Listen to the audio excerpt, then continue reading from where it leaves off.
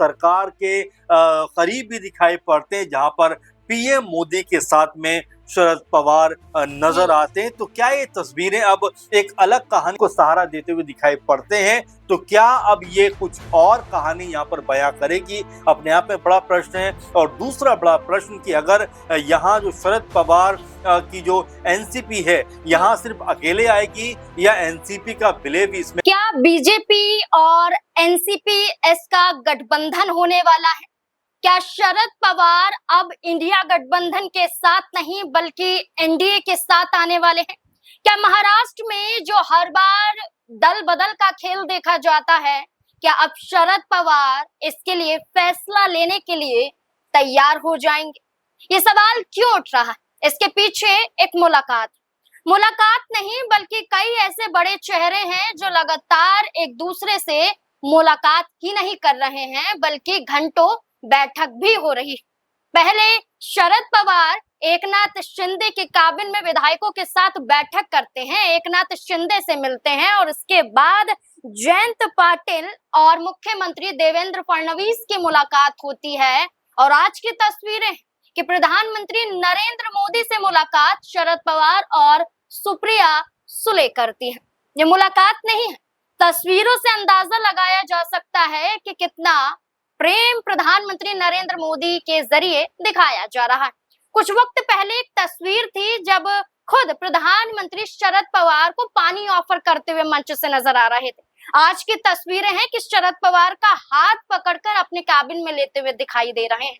तो इसके पीछे वही सवाल उठ रहे हैं जैसा शुरुआत में कहा गया कि क्या गठबंधन होने वाला है, क्या इसकी तैयारियां शुरू हो चुकी हैं? और इसी से जुड़े हुए तमाम सवाल हैं कि अब इंडिया गठबंधन का क्या होगा और क्या एक एक करके जितने भी दल हैं उनके सांसद बीजेपी की तरफ, महायुति की तरफ, एनडीए की तरफ बढ़ रहे हैं, तो क्या विपक्ष कमजोर हो गया है?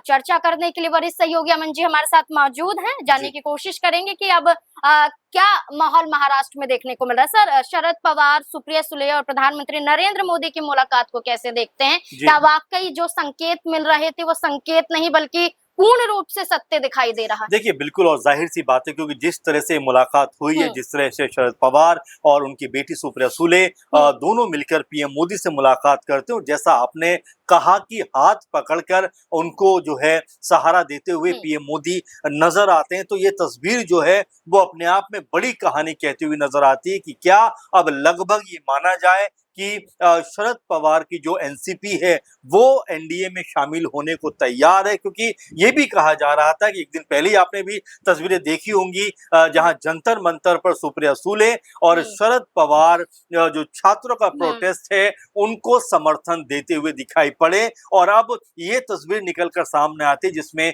पीएम मोदी के साथ में ये मुलाकात हो रही है, और दोनों की जो अपनी अपनी कहानी है वो अलग दिखाई पड़ती है। क्योंकि जंतर मंतर पर जो छात्र हैं, जो प्रोटेस्ट कर रहे हैं, जो आंदोलन कर रहे हैं, उनकी एक ही मांग है कि सबसे पहले तो जो शिक्षा मंत्री हैं धर्मेंद्र प्रधान, उनका इस्तीफा होना चाहिए। इस तरह की बात को वो कर रहे हैं। वहीं दूसरी तस्वीर में नजर आता है कि एक तरफ तो जो शरद पवार, सुप्रिया सुले हैं, इन छात्रों का समर्थन करते हैं, और दूसरी तरफ जो सरकार के करीब भी दिखाई पड़ते हैं, जहां पर पीएम मोदी के साथ में शरद पवार नजर आते हैं। तो क्या ये तस्वीरें अब एक अलग कहानी बयां करने वाली हैं?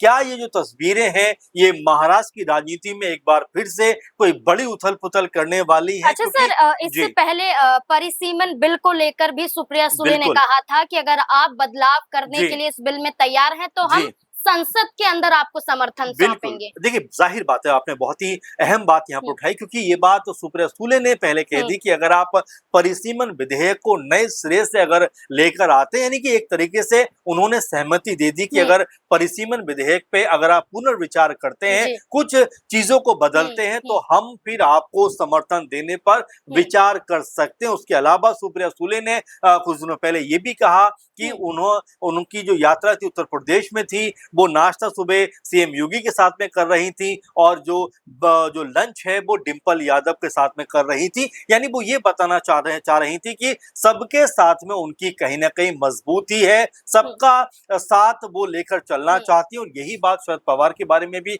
लगातार कही जाती रही कि उन्होंने भी कभी किसी राजनीतिक दल के साथ में अपने ताल्लुकात, अपने संबंध जो है वो खराब नहीं किए। अब जबकि तस्वीर निकल के सामने आती है जहां पर पीएम मोदी उनको सहारा देते हुए दिखाई पड़ते हैं, तो क्या अब ये कुछ और कहानी यहाँ पर बयां करेगी, अपने आप में बड़ा प्रश्न है। और दूसरा बड़ा प्रश्न कि अगर यहाँ जो शरद पवार की जो एनसीपी है यहाँ सिर्फ अकेले आएगी या एनसीपी का विलय भी इसमें होता हुआ दिखाई पड़ेगा, क्योंकि इसको लेकर भी काफी चर्चाएं होती हुई दिखाई पड़ी। यहाँ तक कि शरद पवार जो है वो एकनाथ शिंदे के जो केबिन में, ऑफिस में बैठकर मीटिंग करते हुए दिखाई पड़े थे। जयंत पाटिल जो है वो जो सीएम है देवेंद्र फडणवीस उनसे मुलाकात करते हुए नजर आए थे। तो ऐसे में महाराष्ट्र की तरफ से देखा जाए तो अलग अलग कहानियां निकलकर सामने आती हैं, लेकिन जब से तस्वीर सामने आई है उसके बाद से सोशल मीडिया पर एक ही बात चलती हुई दिखाई पड़ रही है कि क्या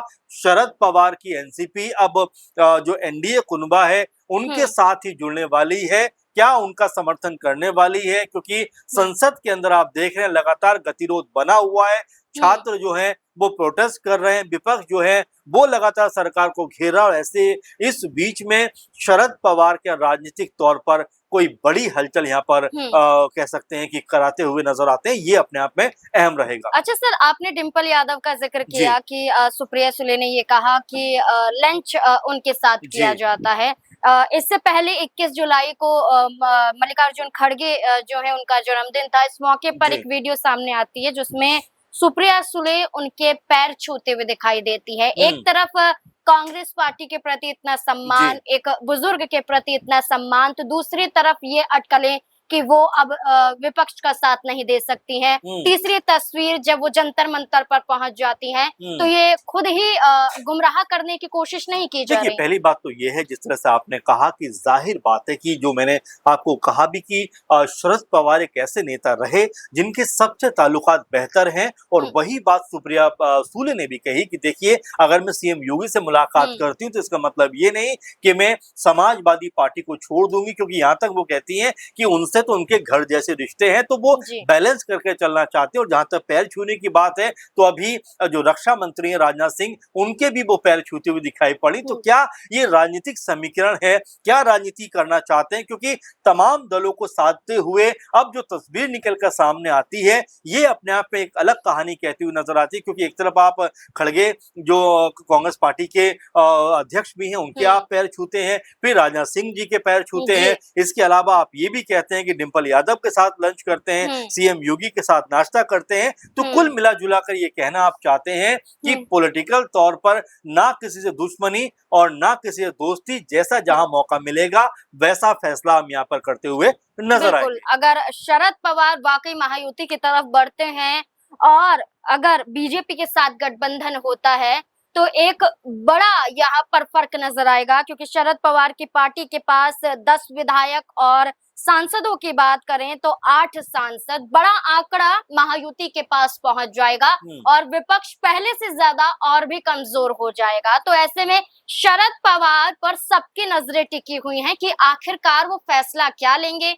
आपको क्या लगता है, क्या वाकई शरद पवार अब इंडिया गठबंधन का साथ छोड़ने के लिए तैयार हो चुके हैं? और क्या ये मुलाकात इसी बात के संकेत दे रही है कि बीजेपी के साथ सिर्फ हमदर्दी नहीं और सिर्फ सम्मान नहीं बल्कि पार्टी का गठबंधन भी हो सकता है? क्या लगता है आपको? इस पूरे मुद्दे को लेकर अपनी राय कमेंट सेक्शन में जरूर दें।